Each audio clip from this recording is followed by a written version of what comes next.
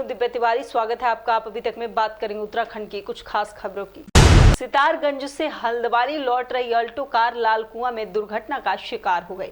Truck की टक्कर से अल्टो कार के परकच्चे उड़ गए और उसमें सवार एक परिवार के 7 लोगों में से 4 की मौके पर ही मौत हो गई, जिसमें एक बच्चा भी शामिल है, जबकि 2 लोग गंभीर रूप से घायल हो गए हैं, जिनका हल्द्वानी सुशीला तिवारी अस्पताल में इलाज चल रहा है। इंदिरा नगर में रहने वाला शहीद शादी समारोह में भाग लेकर सितारगंज से अपने परिवार के साथ अपने घर हल्द्वानी लौट रहा था। ये मामला लालकुआं कोतवाली क्षेत्र का है। इसमें आमने सामने की टक्कर में एक कार और एक कैंटर की जब टक्कर हुई तो उसमें कार में जो सवार लोग थे वो उनको काफ़ी नुकसान हुआ है।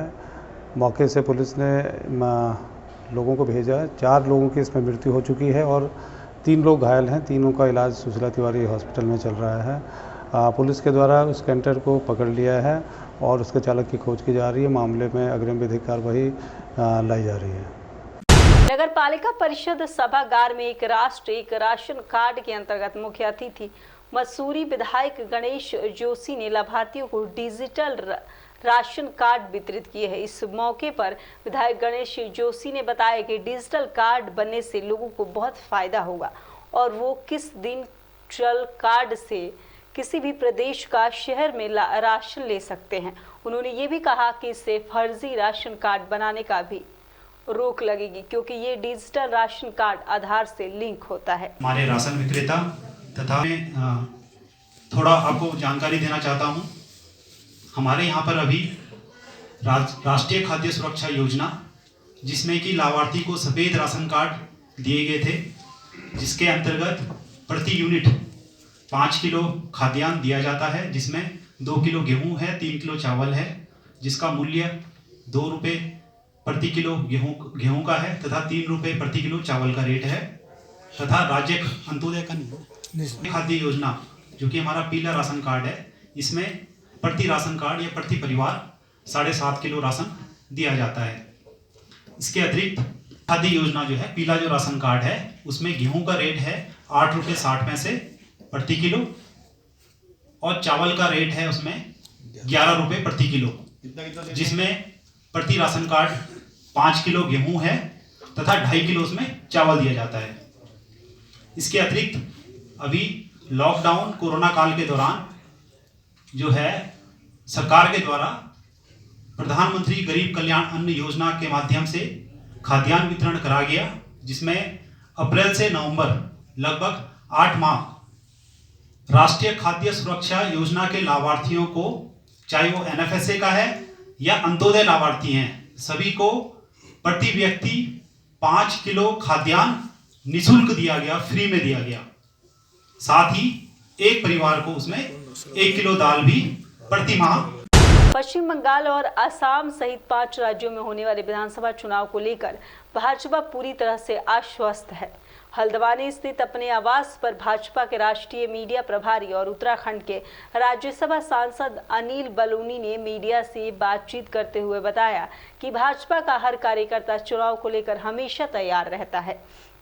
जनता के बीच जाकर भाजपा के पक्ष में वोट मांगने की अपील कर रहा है। भाजपा का ट्रैक रिकॉर्ड लगातार चुनाव में शानदार रहा है। कि आज तो मेरा स्वास्थ्य बहुत खराब था, एक बार तो मैं आने की ही नहीं सोच रहा था, लेकिन चूंकि यहाँ इतना बड़ा प्रोग्राम कर रखा था, प्रेम जी ने इतना कार्यक्रम किया था, तो फिर खराब लगता अगर मैं नहीं आता, तो इसलिए मैं आया। हमारे कुलदीप जी ने बातचीत की, सब मिला के भारतीय जनता पार्टी को जिंदा रखना है। भारतीय जनता पार्टी को 2024 में 60 सीट लाकर पुनः स्थापित करना है। सर, कुछ पदाधिकारी कार्यकर्ता नाराज भी नजर आ रहे हैं इस सवाल में उनको। अब देखो, बड़ा परिवार है, कहीं छुटपुट घटनाएं होती रहती हैं, सबको मना लिया जाएगा। सर, महंगाई को लेकर ताकि लगातार पेट्रोल डीजल और सिलेंडर के रेट बढ़ रहे हैं। निश्चित रूप से महंगाई पहले भी थी, आज भी है। तेल बाहर से आता है, बाहर के दाम पर निर्भर करता है, जल्दी कंट्रोल करें। सर, कोरोना महामारी जिस तरह आर्थिक संकट से जूझ रहा है हमारा प्रदेश, वहीं 17 लोगों को दायित्व दिया गया, कहीं ऐसा नहीं बाहर और प्रदेश पर भार पड़ेगा? नहीं दे रहे थे तो तुम लोग कह रहे थे नहीं दे रहे, अब दे दिया तो अब कह रहे हो भार पड़ेगा। ये दो बात मत कहना, एक बात। चलिए, हो गया। हमारी पार्टी विश्व की सबसे बड़ी पार्टी है, मजबूत पार्टी है, मजबूती रहेगी। और विधानसभा में अपनी हम सब सब विधानसभाओं से ज़्यादा मतों से जीतेंगे। हमारा कभी कोई मनमुटाव नहीं होता। व्यक्ति विशेष से कभी कभी कोई बात हो जाए, कोई बात नहीं, लेकिन हम सब एक हैं। और मैं अपनी सुनो, अपनी बात सुनो, मैं सुनो, मुझे कोई नाराजगी नहीं है, कोई नाराजगी नहीं हूँ। मैं अपनी भारतीय जनता पार्टी के साथ हूँ और मेरा एक एक कण, एक एक मतलब जब मेरा खून का कतरा मेरी पार्टी के लिए समर्पित है। पूरे देश में आज सतगुरु रविदास का जन्म बड़ी धूमधाम से मनाया जा रहा है। वहीं लक्सर के बसेड़ी खादर गांव में भी 644वें सत गुरु रविदास जी के जन्मदिन पर ढोल नगाड़ों के साथ झांकियां निकालकर हर्ष उल्लास के साथ मनाया गया। आप तस्वीरों में भी साफ देख सकते हैं कि लोग बड़े ही उत्साह के साथ सतगुरु रविदास के जन्मदिन को मना रहे हैं। लालकुआं कोतवाली के हल्दूचौड़ चौकी क्षेत्र में एक व्यापारी से लूट की घटना से हड़कंप मच गया है। इसलिए हर वर्ष शिवाजी रविदास जयंती का त्यौहार बड़े हर्षोल्लास से मनाया जाता है। हमारे यहाँ हर समाज का आदमी, हर क्षेत्र का आदमी सहयोग करता है और हमें हमारे युवाओं में काफ़ी जोश और हर्षोल्लास के साथ इसी तरह 644 जन्मदिन मनाया जा रहा है। संत शिरोमणि रविदास गुरु महाराज जी का जन्मदिन का समारोह बसेड़ी ग्राम बसेड़ी खादर में किया जा रहा है और इसमें जो हमारे बीच में जो हमारे साथी हैं प्रदीप कुमार जी, मोनू कुमार जी, देवेंद्र जी, सोनू जी, इन सभी जो कार्यकर्ता हैं, बहुत इनका योगदान रहा और ये बहुत ही अच्छा हमारा प्रोग्राम चल रहा है। और गुरु महाराज से आग्रह है कि हर बार ऐसा ही, इससे भी बढ़िया प्रोग्राम हमारा चलता रहे।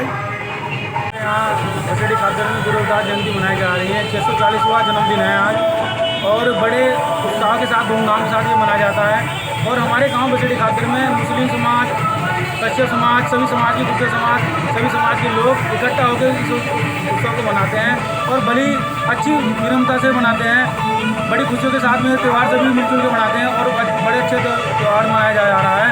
और मेरी सभी क्षेत्रवासियों को गुरु रविदास जयंती की हार्दिक शुभकामनाएं। हल्दूचौड़ के शिवलिकपुरम में कॉलोनी में कार सवार लुटेरों ने फिल्मी स्टाइल में व्यापारी की कनपट्टी पर पिस्तौल लगाकर 1.5 लाख की नकदी और उसकी लाइसेंसी रिवाल्वर लूट ली है, जिसमें व्यापारी और क्षेत्रवासियों में दहशत फैल गई है। देखिए, शाम को 9 बजे के आसपास एक ट्रांसपोर्टर है, उनके साथ में कुछ लोगों ने लूट करी थी, लूट की वारदात करी है और कुछ पैसे गए हैं उनके और एक लाइसेंसी रिवॉल्वर गया है। पुलिस ने मुकदमा दर्ज कर लिया है और इन्वेस्टिगेशन और जांच जारी है। पुलिस ने टीमें बनाई हैं, कई सारी टीमें बनाई हैं जो विभिन्न एंगलों पर काम कर रही हैं। जल्दी इसका खुलासा किया जाए।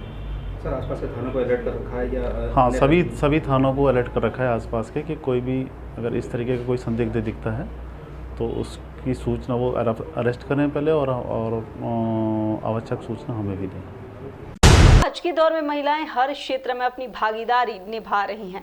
ऐसे में उनको रोजगार मिलना भी कोई नई बात नहीं है, मगर यहाँ जिन महिलाओं की बात कर रहे हैं वो गांव की साधारण महिलाएं हैं, जिनकी आर्थिक स्थिति सुधारने का जिम्मा खुद उनकी गांव की महिला ग्राम प्रधान रेखा देवी ने ले लिया है।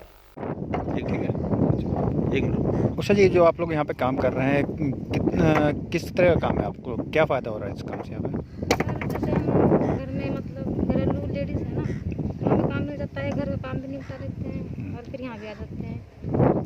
तो कितने दिन हो गए काम करते हुए यहाँ पर? अच्छा, तो कितनी दिहाड़ी पड़ पा रही है आपको?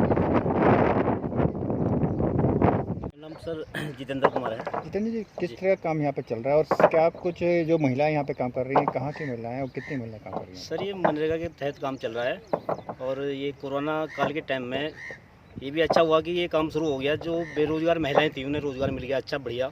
नज़दीक की महिलाएं हैं, पास की ग्राम ढालीपुर की, अच्छा काम कर रही हैं, बढ़िया काम। तो किस तरह का काम है यहाँ पर, क्या कुछ कर रहे हैं आप लोग यहाँ पर? ये सर मनरेगा का काम है। ये इसमें जो है ये जो इसमें दिहाड़ी है सर, मजदूरी है, 202 रुपये दिहाड़ी है, पुरुष या महिला जो भी है।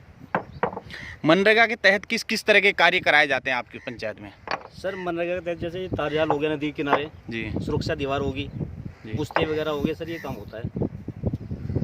कुछ इसके अलावा कोई और कार्य जो अभी तक आप लोगों ने कराए हैं? फिलहाल सर हमने तो यही तारजाल का काम स्टार्ट किया है। ये एक सुरक्षा दीवार बनवाई है गाँव में, फिलहाल यही काम किया है। कितने तारजाल बिछाए जा रहे हैं? ये सर 200 के समथिंग तारजाल हैं फिलहाल। आज तो ये स्टार्ट हुआ है, शुरुआत की हुई है।